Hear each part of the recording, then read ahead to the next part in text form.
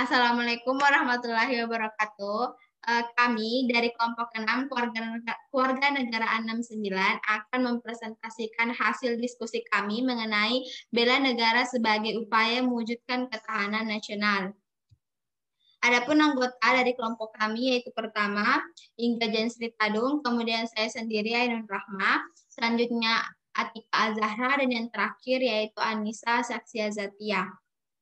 Adapun submateri yang akan dibahas pertama yaitu mengenai definisi bela negara, definisi menurut Azhar, Winarno, dan Wiono serta Isworo. Kemudian kedua mengenai ketahanan nasional, nasionalisme dan bela negara dalam perspektif ketahanan nasional. Yang ketiga yaitu kualitas pertahanan, peran bela negara dalam menentukan kualitas pertahanan dan ketahanan bangsa. Keempat yaitu perwujudan bela negara di Indonesia yang didukung oleh data dan fakta, dan yang terakhir yaitu kesimpulan. Adapun untuk materi pertama mengenai definisi bela negara akan dipaparkan oleh saudari Anissa Sakziah. Dipersilahkan. Definisi bela negara. Next. Bela negara dapat didefinisikan sebagai suatu tekad, sikap, dan tindakan warga negara yang teratur, menyeluruh, terpadu, dan berlanjut yang dilandasi oleh kecintaan pada tanah air, kesadaran berbangsa dan bernegara, Indonesia, serta keyakinan akan kesaktian Pancasila sebagai ideologi negara dan kerelaan untuk berkorban guna meniadakan setiap ancaman, baik yang dari luar negeri maupun dari dalam negeri, yang membahayakan kemerdekaan dan kedaulatan negara, kesatuan dan persatuan bangsa, keutuhan wilayah dan yurisdiksi, serta nilai-nilai Pancasila dan Undang-Undang Dasar 1945, menurut Azhar tahun 2001. Next.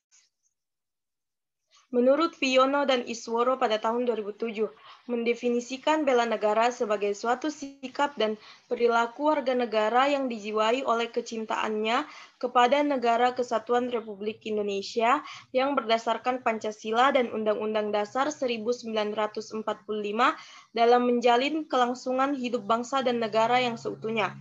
Sedangkan menurut Winarno pada tahun 2007, sesungguhnya bela negara tidak selalu harus berarti memanggul senjata untuk menghadapi musuh atau bela negara yang bersifat militeristik. Dalam konteks bela negara ini, kemudian dapat dipahami menjadi dua klasifikasi. Dalam bela negara yakni ada yang fisik dan non-fisik. Sekian penjelasan dari saya kembalikan ke moderator. Baik, terima kasih Nisa atas pemaparan materinya. Kemudian untuk materi kedua mengenai ketahanan nasional akan dipaparkan oleh saudari Atika Zahra. Dipersilahkan. Ketahanan nasional. Next.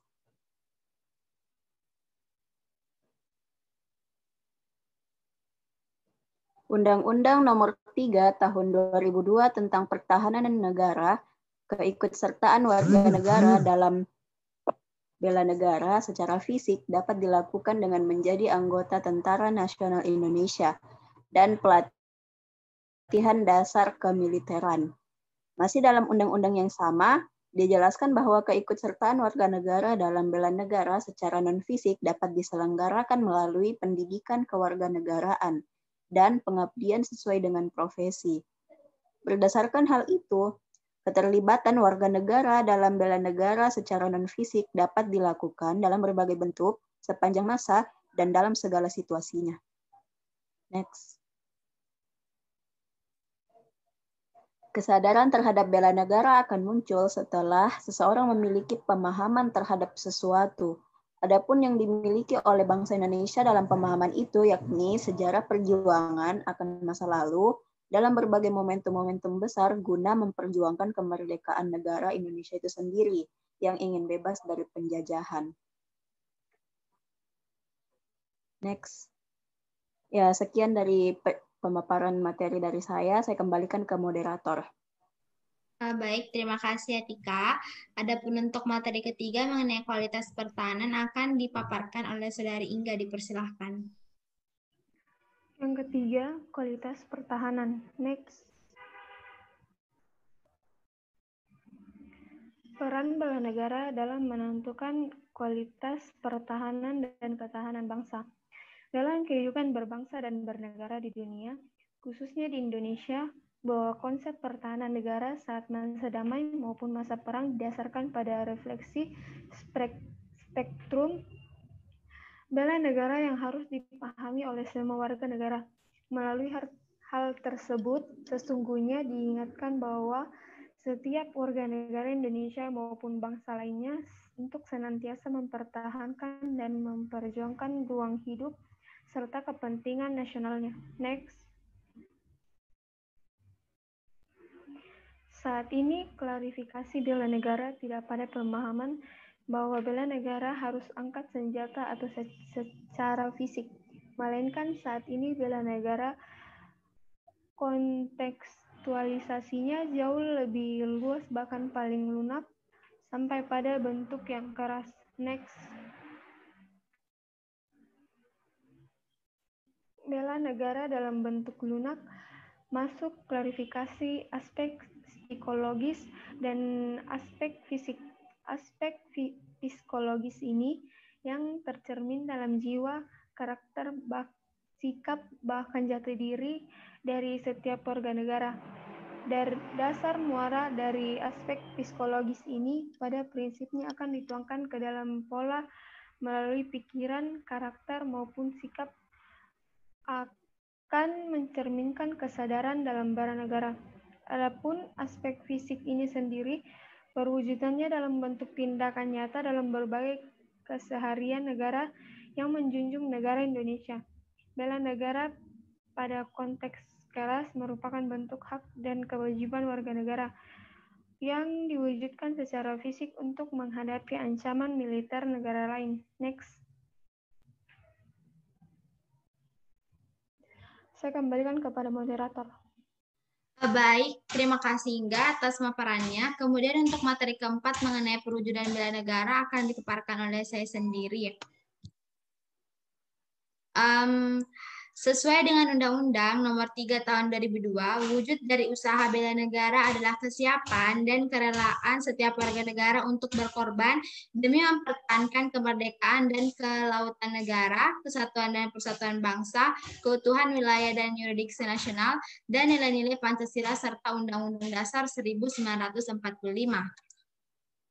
Fakta menunjukkan semangat dan sikap bela negara tidak hanya dilakukan melalui peperangan yang menghasilkan kemerdekaan saja, akan tetapi dapat ditunjukkan dengan menampilkan perilaku-perilaku dan sikap yang sesuai dengan kerangka ideologi dan konstitusional bangsa Indonesia dalam mengisi kemerdekaan Indonesia.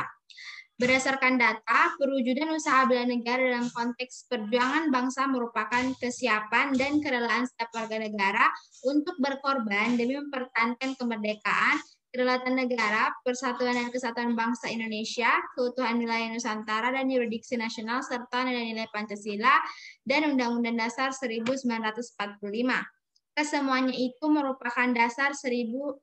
Kesemuanya itu merupakan kewajiban setiap warga negara yang hidup di bumi Indonesia.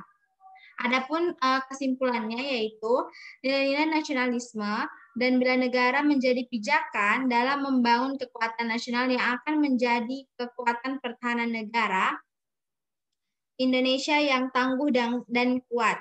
Kedua komponen tersebut menjadi prasyarat dari sudut pandang harus selalu dibina dan dikembangkan secara terus-menerus, terpadu dan berkelanjutan. Oleh karena itu, nasionalisme dan bela negara bukan hanya sebuah retorika, melainkan juga harus diwujudkan dan diimplementasikan secara nyata oleh seluruh komponen bangsa, utamanya generasi penerus bangsa. Generasi penerus bangsa mempunyai tanggung jawab untuk memahami dan mengerjakan terkait dengan pemenuhan hak dan kewajibannya dalam membela negara dari perspektif ketahanan nasional. Baik, sekian dari pemaparan materi kelompok kami. Kurang dan lebihnya mohon dimaafkan. Wabillahi taufiq wa hidayah. Wassalamualaikum warahmatullahi wabarakatuh. Terima kasih.